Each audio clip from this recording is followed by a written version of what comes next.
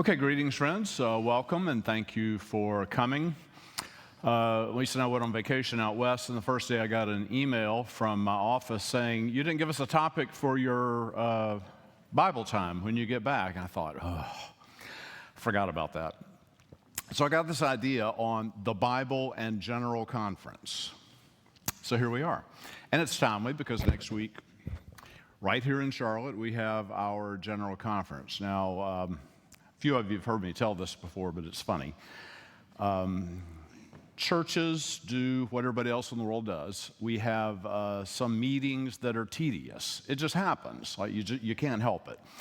And one time I was in a tedious meeting up at Lake Junaluska in the auditorium, and it was just really boring and difficult.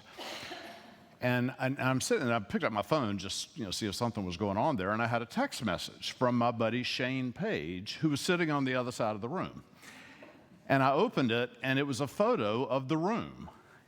And there it was. And then it had a caption which said, "An unintended consequence of the resurrection." Right? Like, Jesus is raised, and we have this meeting. And there are all kinds of unintended consequences of the resurrection. When Jesus came out of the grave, let us have a general conference in Charlotte in 24. I don't know if he would think that. Anyway, so General Conference is a worldwide meeting of United Methodists.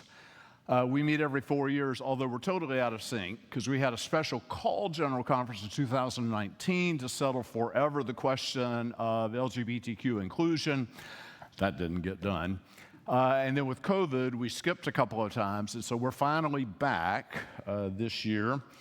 They announced that it was in Charlotte, and everybody I knew in Charlotte was so excited, except me. And I predicted correctly that it would be a boatload of work and some expense for our church, but more importantly, the local press would not normally pay attention to a general conference, but they will because it's in Charlotte.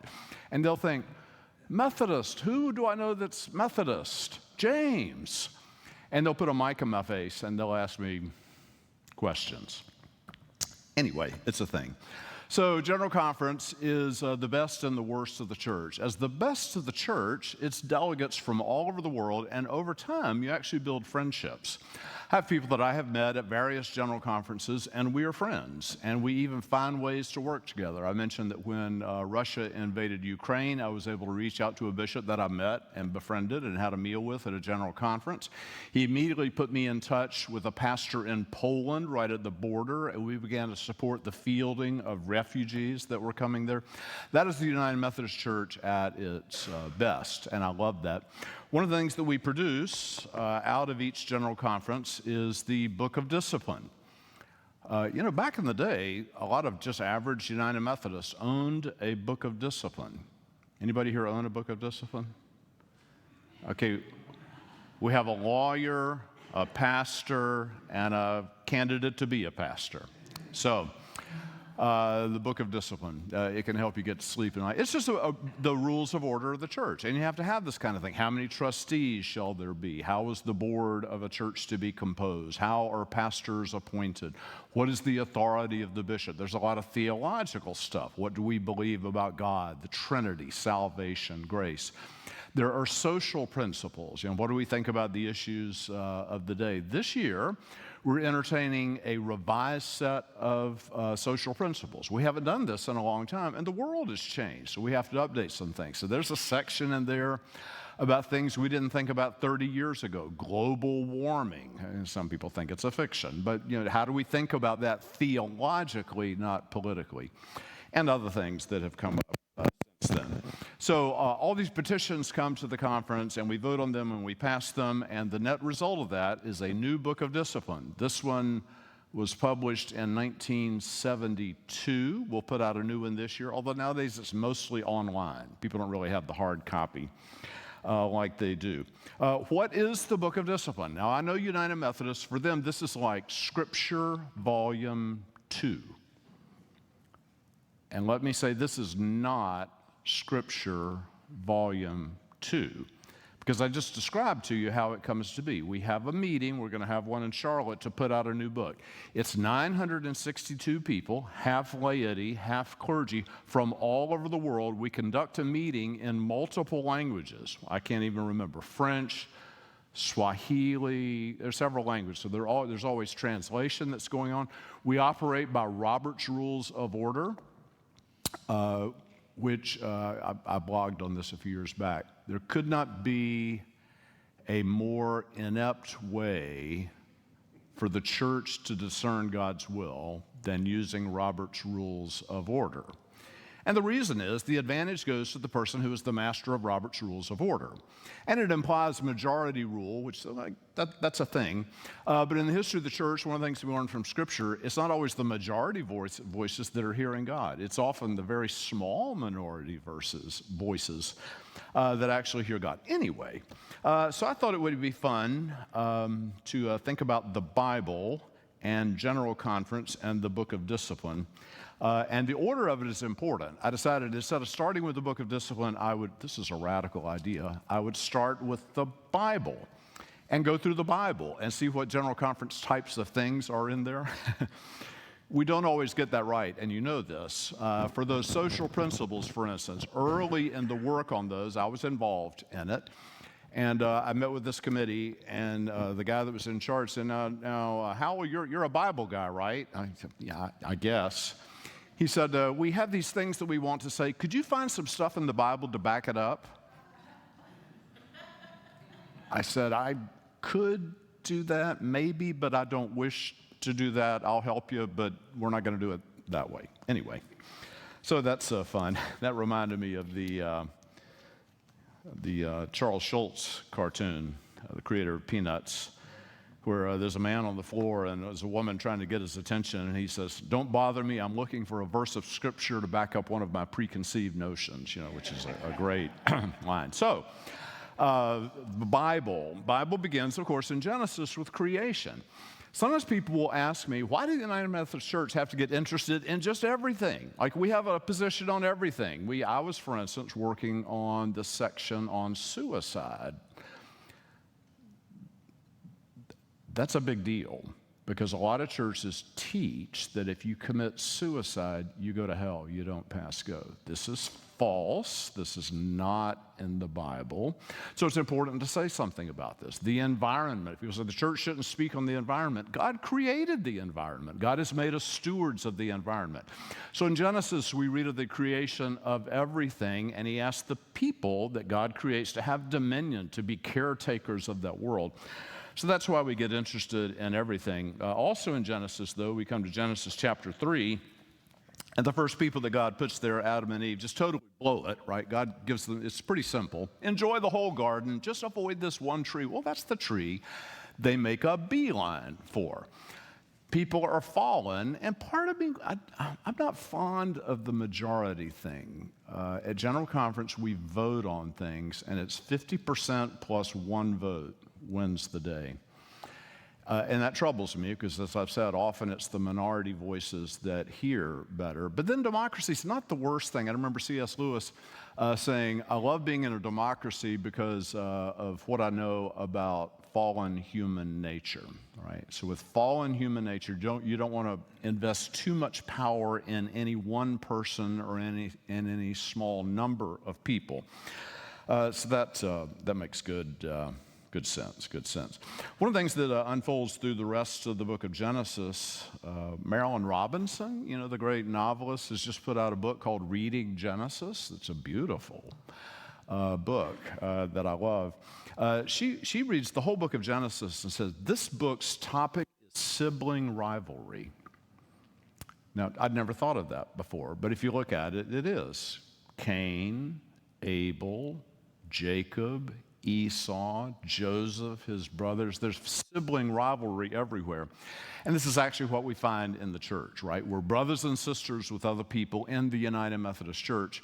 And I don't know what it was like in your household. My sister and I struggled at times to get along.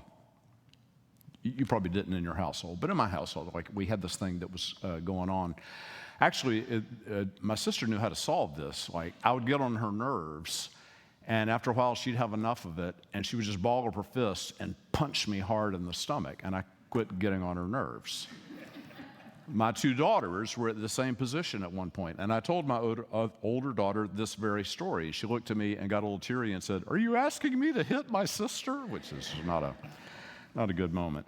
So we have rivalry, and sometimes it's tense. Sometimes it's hardest to get along with the people who are in your own tribe, right? I've had many times stronger disagreements with other United Methodists than I would with, say, a Jewish rabbi or a Catholic priest or a Muslim imam. Why? You're so close, then the differences really matter, and you're trying to function together in a church. So that's a hard thing. There are a lot of cases in the Bible where there are a lot of people involved and they've got to get organized. Exodus chapter 18, Moses looks at the people and there's so many of them, and God says, like, you need some help. You need to get organized. You need to get Jethro, your father-in-law, to be over some people, and so they have an organization to get along. The book of Leviticus, exciting reading. It's just a way to order your life. The life has to be ordered. How do we live together in community? What do we do when somebody's ox gores the sheep of another man? Do you just leave it? What do you do? So we have to have rules of order. I love the book of Ruth. When you get to the book of Ruth, the story in the Bible has been big picture, Egypt, the Israelites, going through the wilderness, coming into the promised land, and then suddenly you get to Ruth and it zooms in on one woman and her daughter-in-law, like just one family. Our bishop, Ken Carter, we have a great bishop right now. We're just so happy that he's our bishop. And I always have to remember to call him Bishop Carter when I see him in public because he's been Ken, my friend. We're going to have this Sunday, by the way, Bishop Greg Palmer is going to preach for us. He's probably Methodism's single best preacher. And we've been friends since seminary. I have to call him Greg. I have to call him Bishop Palmer. Be sure I focus on that. One of the things that Bishop Carter said is we can have a general conference all day long, but if this stuff doesn't happen in a given local congregation, it won't really matter. So one of the questions that we could ask is, what is the relationship between general conference and what goes on at this church, Myers Park United Methodist Church? We can talk more about that later on. One of the things that the Book of Discipline is geared to protect against is, as I said, concentrating too much power in one person.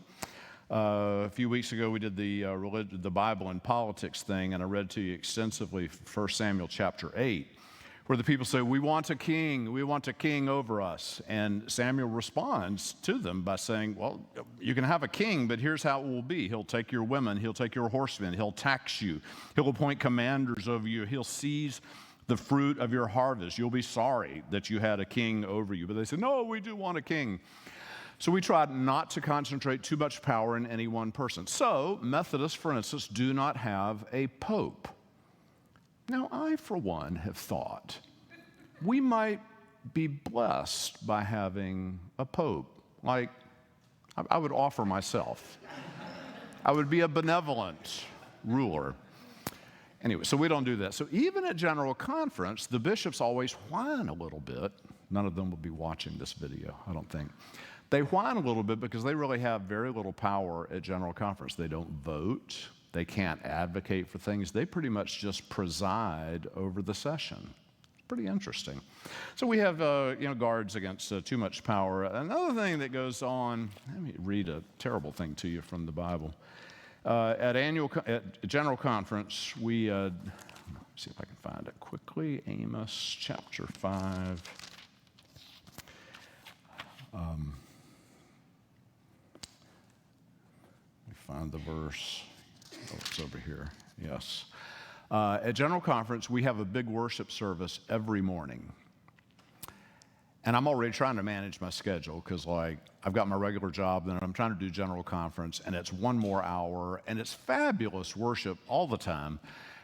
My cynical side says, I worship on Sunday. Let's just have a devotional. But they have to have a big worship service. And at the 2016 General Conference, I wrote a blog during one of those worship services that went viral by the end of the day. I published it, and by the end of the day, it had over 100,000 hits. And what my blog was, I was sitting in the worship service, and this thing dawned on me, is that in the worship service general conference, we sing love, peace, joy, the unity of the church, the mission of God's people, and it just sounds fabulous. Then the worship ends, and then we fight like cats and dogs all day long. So my blog was based on Amos chapter 5, beginning in verse 21, when God in heaven is hearing the unjust Israelites worship, and God says, I hate, I despise your services. I take no delight in your solemn assemblies. Take away from me the noise of your songs, but let justice roll down like waters and righteousness like an ever-flowing stream. I don't know what to do with that. We'll do this year. We'll worship every day at General Conference. It's not a bad thing. When we come to the Gospels, the thing about the Gospels and General Conference, you can pick out a verse or two from the Gospels, and we could do that. In general, what we find in the Gospels are they're stories of Jesus, but they are for us lessons in how to live, how to be people. What matters for us? How do we attend to the poor? How are we humble in the presence of others? How do we love those who are difficult? Jesus seems to go out of his way to touch the people that everybody else despises. He touches lepers. He embraces an adulteress. I mean, all this, Jesus, that just is his manner of being. So then what does that mean for us as a church? One of the things that we will talk about this year from a worldwide frame, but also from an American frame of reference, is racism. And there are people, and I know them, and you know them, and they're your friends, and they're people that I love who say, let's don't talk, we got over that a long time ago. And I am someone that I've never quite gotten past that. I was raised in the South with certain attitudes and viewpoints, and I find every now and then something in that will just surface a little bit in me. And what I want is to have a pure heart. It's not enough to me to say, well, the laws of the land are certainly, that's a whole other question. But Jesus is very interested in what goes on in the privacy of our hearts. So Jesus says, for instance, in the Sermon on the Mount, you have heard that it said, you shall not kill. I won't ask for a show of hands. How many of you have killed someone? Actually, I will ask for a show of hands. How many of you have killed someone?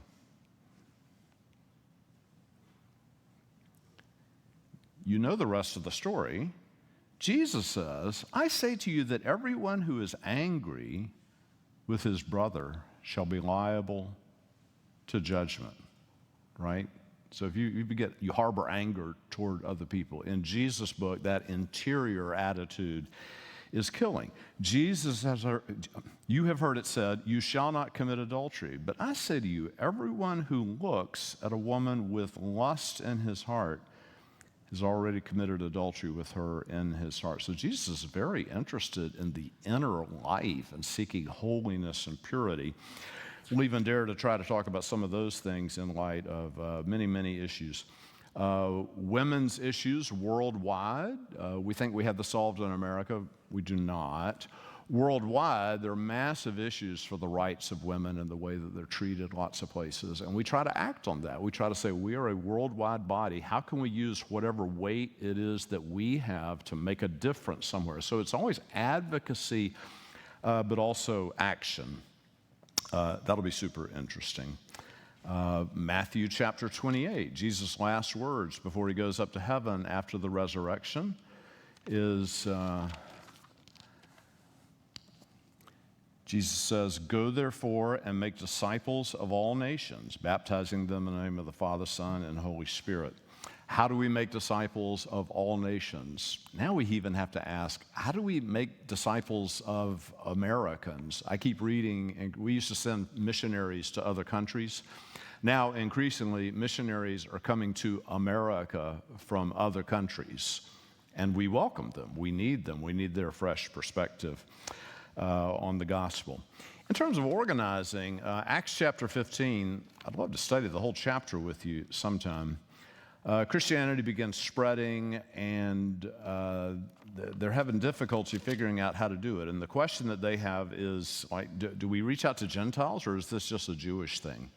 And there are those who think we're to evangelize the Jews. And others think, no, we reach out to Gentiles. And then some say, well, if you reach out to Gentiles, they have to become Jewish. They have to be circumcised and follow the Jewish dietary laws.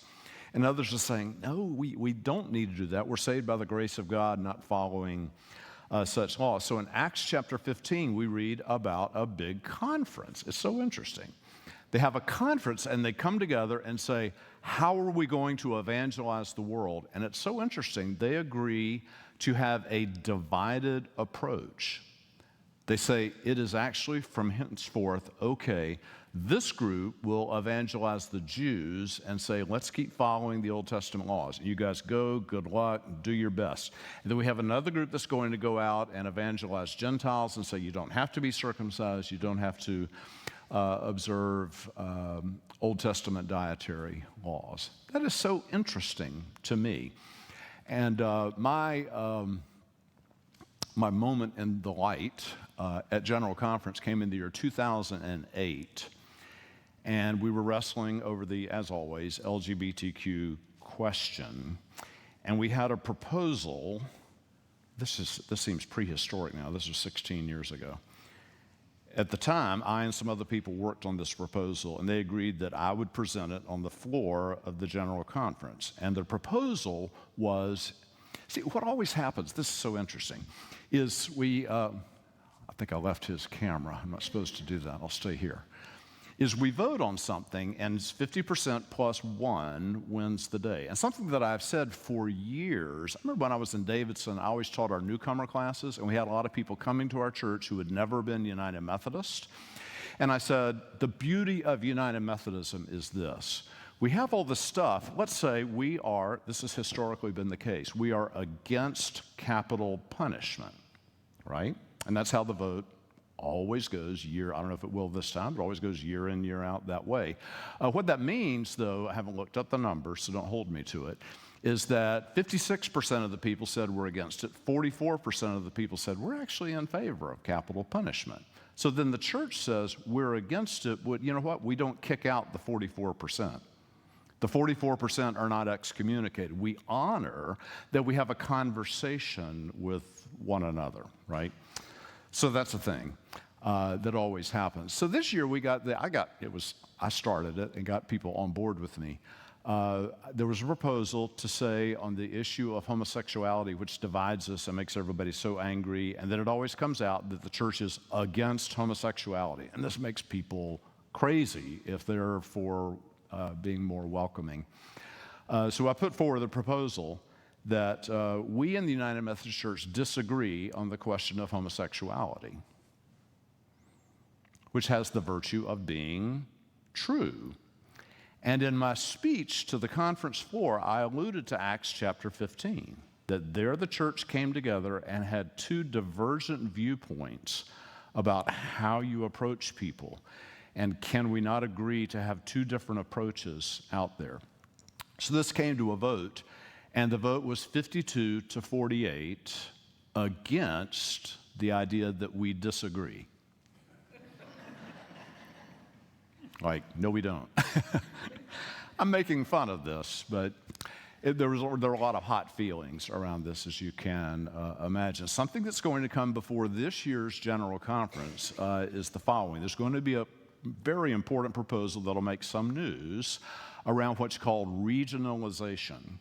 Right now, we have one large United Methodist Church that is worldwide. Well, it turns out to be Methodist in a vital way in the Congo requires a whole different set of strategies from being a United Methodist Church with effectiveness in Charlotte, North Carolina. That, in turn, is different from what it means to be a United Methodist in Estonia, which is different, again, from what it means to be a United Methodist in the Philippines.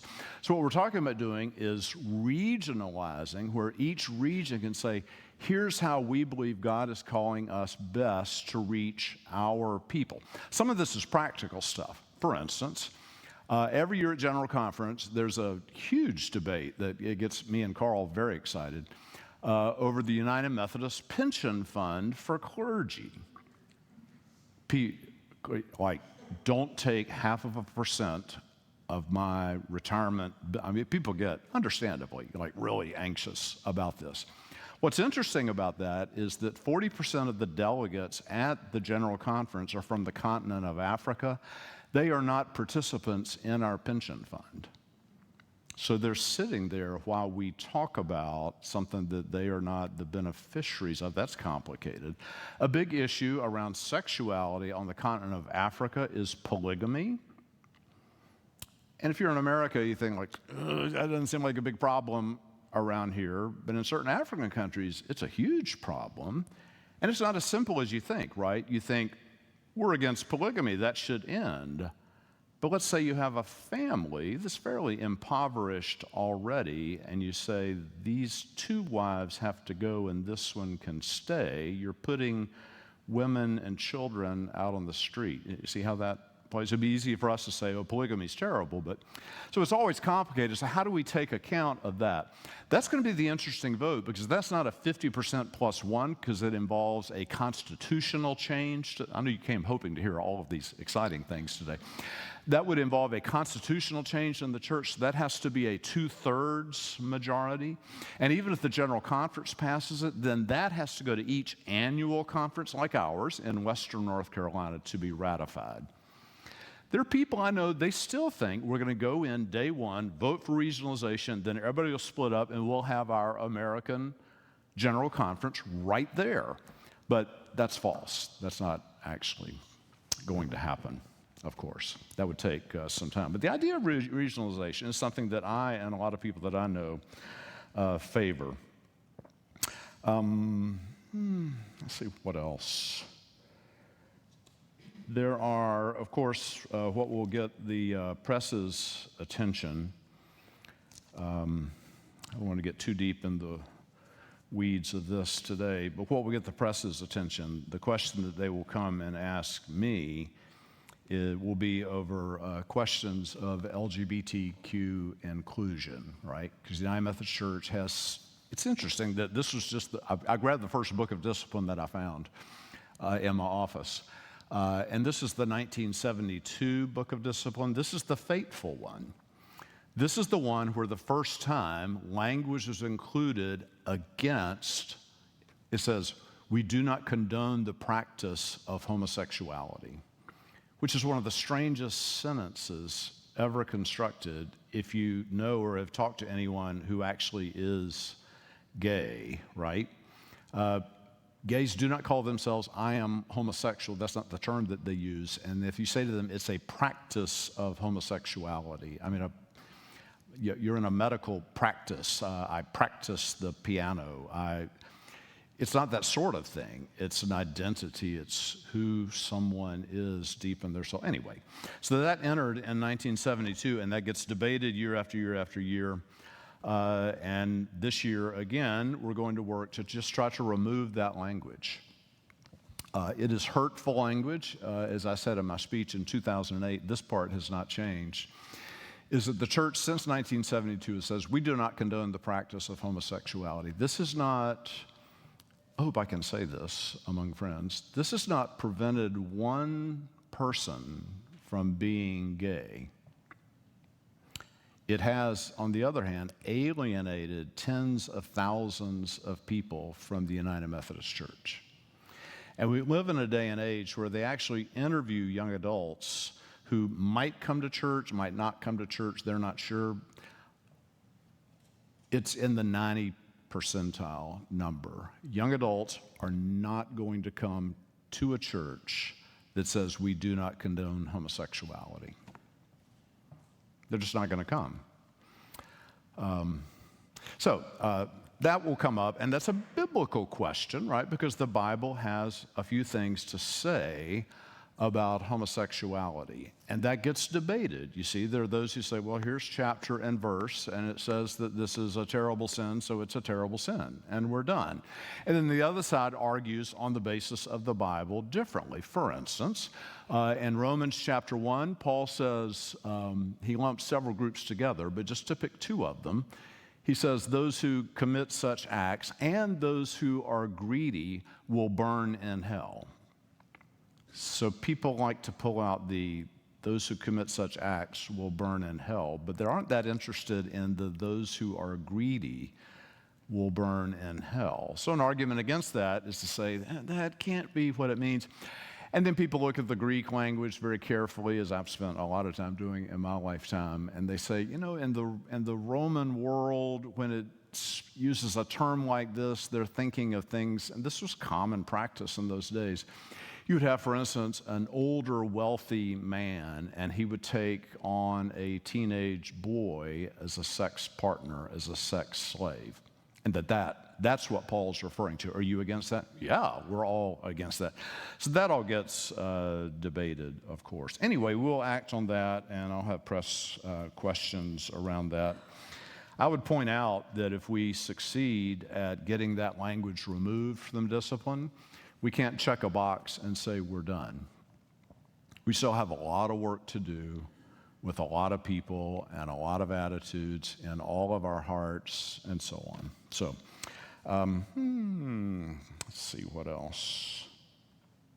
I think those are the main things that I wanted to cover. You look at the overall themes of the Bible.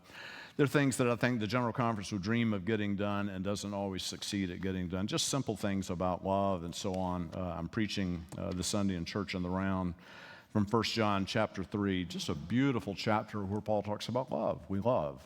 God loves, you love. It's so beautiful. And I hope at the General Conference that we'll see more love than animosity. That'd be a lovely thing. I'm guaranteeing there will be some love because we get Sunday off and I'm having a party at my house and people will come and there'll be a lot of love in our house, which will be great. Okay, that's my kind of basic shtick. Do you have questions? I got a call on her, yeah.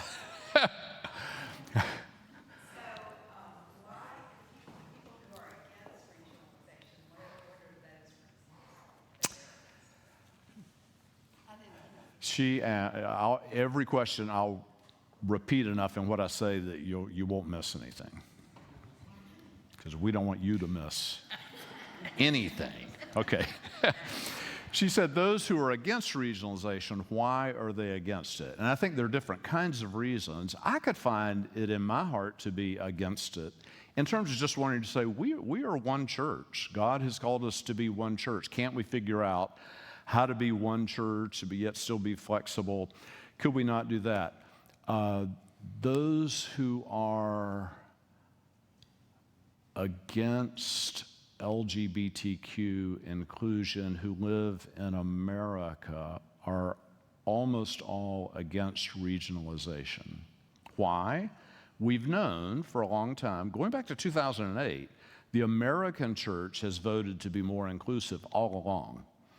It's been other places in the world where the vote has been overwhelmingly against that. And a lot of those folks, they're not mean people. They live in countries where, for instance, homosexuality is illegal. They live in countries where you can be subjected to physical punishment by the government if you're caught doing whatever. So those are some reasons for that. Carl.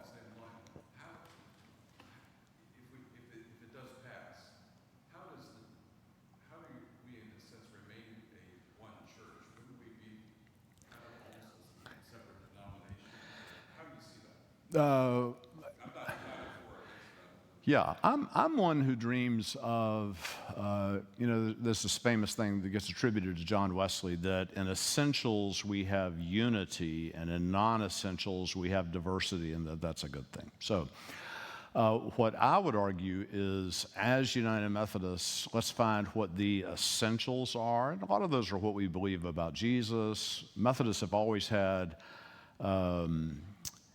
let's take it onto the streets mentality of mission, that we aren't just, pie in the sky theologians, but it's got to be practical, or we don't do all those things that are really essentials. And then in the non-essentials, how do we think about human relationships? How do we think about ethics in various kinds of governments? That could be more targeted to where people are. It would take some finesse. It's something we've not done before. And will there be, like, to your knowledge in terms of the proposals, will there be like different disciplines, book disciplines for different regions and different general conferences? So the theory is there would be one big book of discipline for everybody with those essentials, and then each region would have its own sort of sub-book of discipline. And we would have our own conference gatherings. And one of the things that could happen is the big worldwide session might not happen as often. It is painfully expensive to gather people from all over the world. And the African delegates, for instance, very hard for them to get visas. They don't have much money to start with. And so it's just a complex thing getting everybody here. She might do that less, but the African United Methodists could meet together easily. The American United Methodists could meet together easily. Yeah. Sue.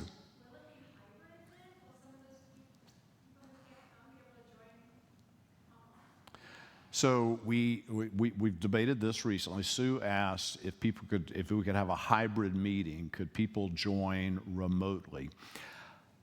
So we have, thank God I'm not on this group. We have a group that we elect at every general conference called the Judicial Council.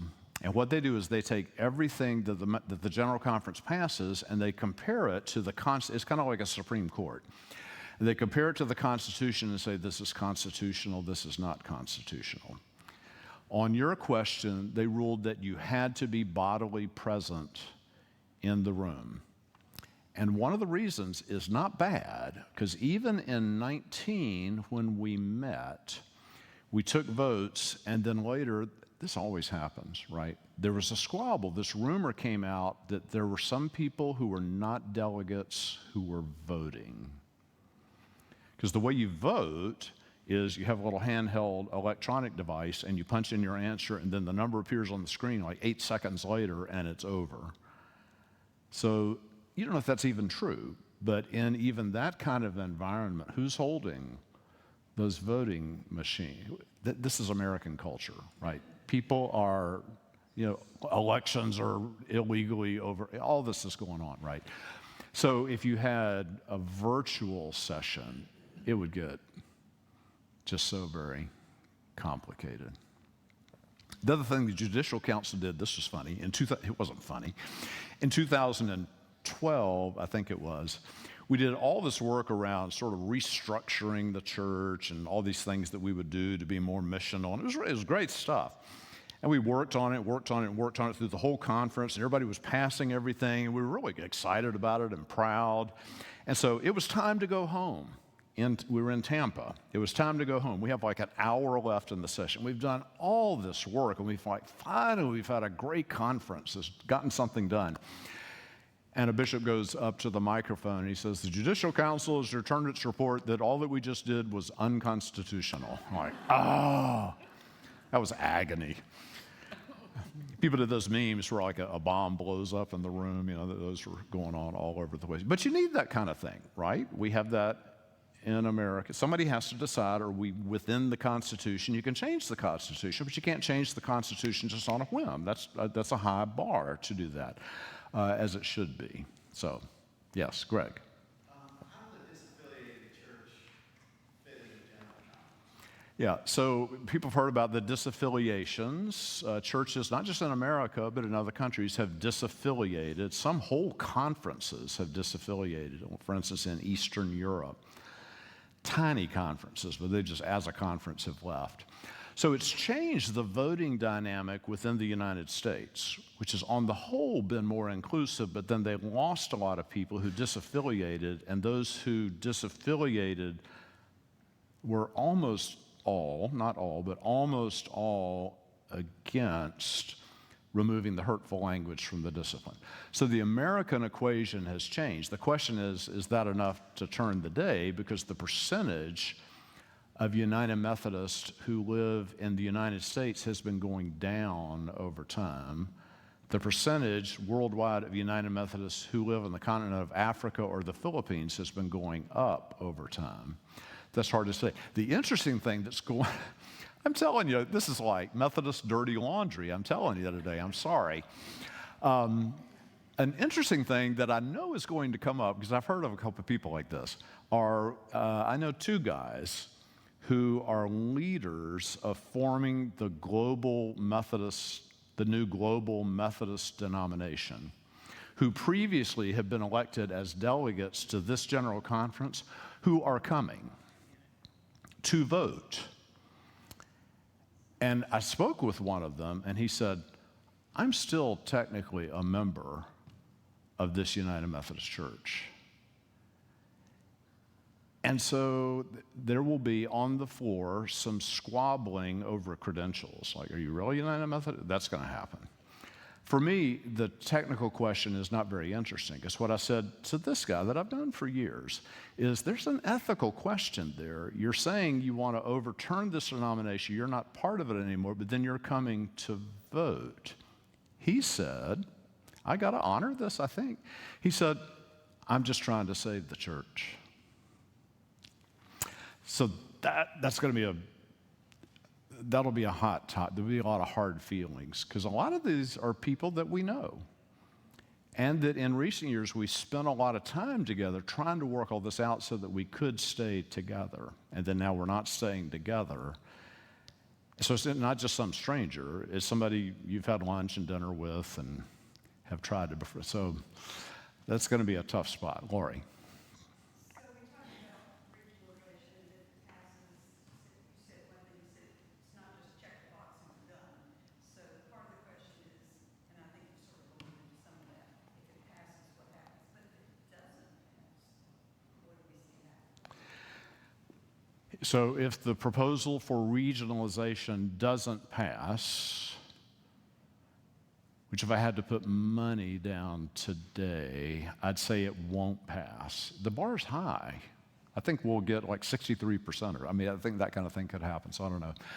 It'll probably come back around. There's some people who are working on, even as we speak, sort of plan B. So that's defeated. What do we do? Some think this is a bad idea, I think. If regionalization, we're way off the Bible now. If regionalization doesn't pass, that the American church will just say, we're only going to fund stuff that we want to do here and not anything else, because there's a lot of power in the money, and we fund what goes on other places. To me, that's I don't know, that's just problematical. I didn't get my way, so I'm not sharing my toys anymore. I don't know.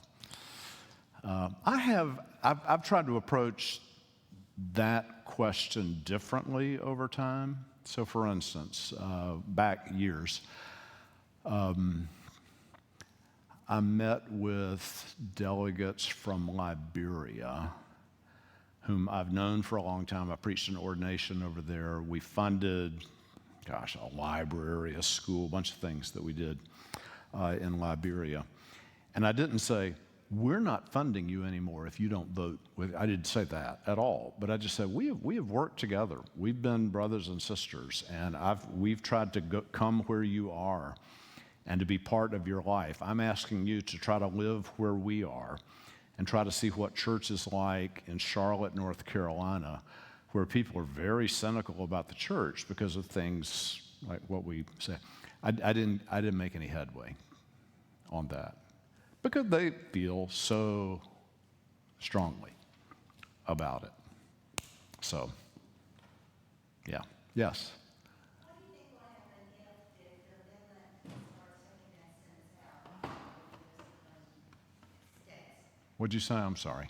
If the question to remove the sentence about homosexuality is voted on in the conference to stay, then what will happen after that?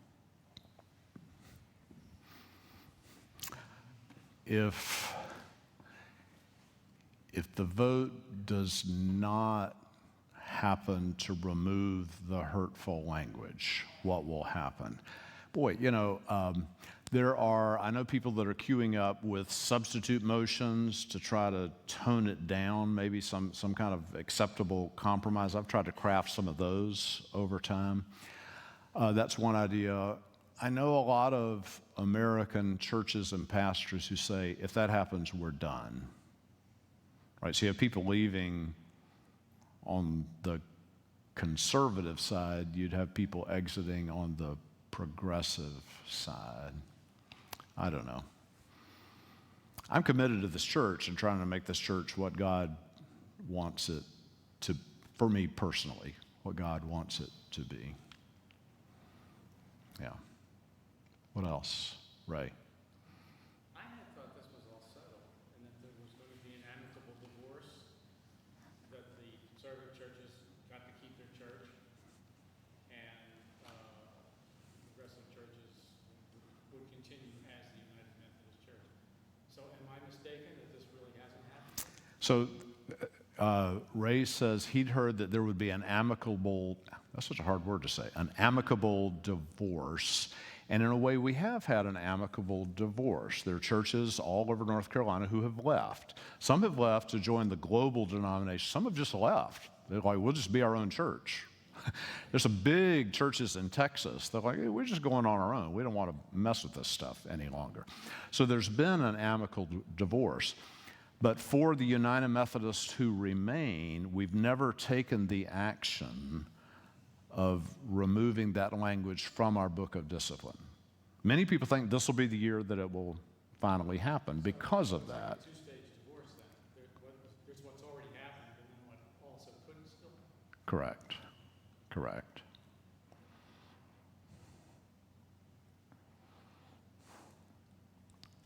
If the regionalization doesn't happen, I read that the African church is growing so fast that at the next general conference, I think there's going to be more African delegates, and so they could almost be a majority. Is that true? Do you see it that way? So how does that work? So if nothing else was going on and trends would continue, the American church has always been the majority of worldwide United Methodism. And people give different dates, but probably within the next 4 to 8 years, we would no longer be a majority of worldwide Methodism. And how do you view that, right? Some people think, oh gosh, that's terrible. Like you hear in America that white people one day will not be in the majority of America. And for some people, that's just appalling. And other people think, hey, it's cool. So there are different viewpoints on that. They said things like, this happened last time, they said, probably in 2 more general conferences, we won't meet in the United States. We've always met in the United States. We probably would meet, and it would make sense to meet, on the continent of Africa. I'd love to go there, but some people, they're mortified by that idea.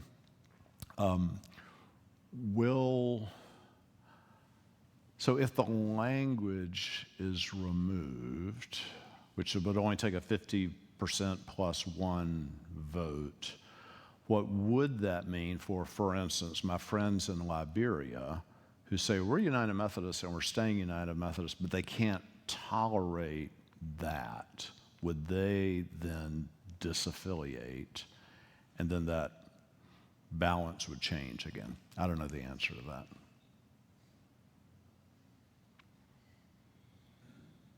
Practical terms, how do you stream general conference, or can visitors go into the actual session? So I've said, because this has been true forever, I did a program on this Monday night at Dilworth Church. Somebody asked me that question. I said, yeah, you can walk in, and there's always a huge audience there. Well, the pastor there said you have to register online. Does anybody know the answer to that? I'm a volunteer, and in our volunteer training, what they were saying is that there's a limited number of seats. They didn't say you have to register, but there are a limited number of seats. So I don't know, and you may have to have a name tag, they weren't sure about it, but I think the biggest issue is there going to be a seat for you? If there's not, you can't stay in there. So it's Charlotte Convention Center. I don't know how the seating is going to be configured. At previous general conferences, there's always been huge audiences that are watching, and it's pretty much anybody who comes. So we start off with this all sounds so tawdry. but I take a more positive view of it. Like, we're doing really important work that's hard. You know, if you say to people, should you kick a child that has fallen down on the ground? Everybody can agree, no, don't kick a child that's fallen down on the ground. We're talking about harder things for people and visceral stuff. So, I mean, it's important work. We could just say, well, nobody's included. It doesn't matter who's included. It really matters. And so we're talking about God and life. So, I mean, I think it's good work, but it's hard work. In the same way within families, when there are tensions and difficulties, it's hard work. And you do the hard work or you just give up. So it's hard work. What was I saying? My mind got off track. Oh, yeah. So petitions come, and they start with a small subcommittee. And somehow, I always get appointed to the small subcommittee that looks at LGBTQ inclusion. And so there are like 16 people in a small group who field the petition, and we vote on it. Then that gets passed on to the larger body. My little group of 16, we usually have an audience for that meeting of hundreds.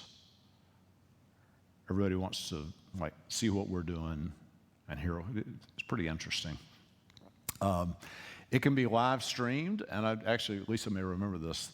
The first year they live streamed it was also the first year that we had tweeting, which I don't do much of. But we had people were doing this, like the delegates, because you're in this long meeting, it gets kind of boring, and so people are kind of messaging each other and doing all this. So I discovered kind of this large feed where I could make snarky remarks about what was going on, and I would do it, and I'd see people laugh, and I think, hey. So I'd do it again, and Lisa called me and said, you know, for the international live stream, your comments are showing up on the Twitter feed. Like, oh, I thought I was just talking to my friends, so that was terrible. Oh. Anyway, terrible. Ray. Is there anything coming up with the news media you would be interested in other than the inclusion issue and the regionalization? I doubt it. That's usually what the media is interested in. There are a lot of things that are hugely important and even controversial, but we just anticipate those will be the three things that people pay attention to. So, all right. Good editorial just this week, last week, quoting Bishop. Oh, an editorial that was in the paper. Yeah, yeah. All right. Anything else? Thank you all for coming. Carl. I've read again that the budget for the general church is being, the proposed budget is a drastic reduction. How do you see that, if that passes, how do you see that affecting the churches? Yeah, I mean, money's drying up, not just in the United Methodist, I mean, the Episcopal Church, Southern Baptist, all the churches, there's less money than there used to be, and there will be less money. We're facing kind of a catastrophic cliff right now because of, we would anyway. The money internationally in North Carolina, wherever, is shrinking for the church. Most churches are shrinking. With disaffiliation, there's kind of a false happy moment for money, right? Because when you disaffiliate, you had to contribute this amount of money to maintain your property. So right now we're like, hey, the money's good. That's a one time. And that money will be gone. So we're looking conference and general church-wide at cutting a lot of budgets. And some of that can be good. Sometimes you have a bureaucracy, and I used to be on the General Board of Church and Society. We have an office in Washington. We lobby around political things from a theological angle. It's great. But they had a lot of staff. And now we're going to have fewer and fewer staff. And some people think that might actually be good. You have to get leaner, you have to get better, you have to be more focused on what you're doing. So that's not a bad thing, that downsizing, necessarily. Some of it's not good. When I first started the ministry, there was a lot of money for things like campus ministry, right? We could fund all these campus ministers and great activities on campus. That really mattered. That money is just gone.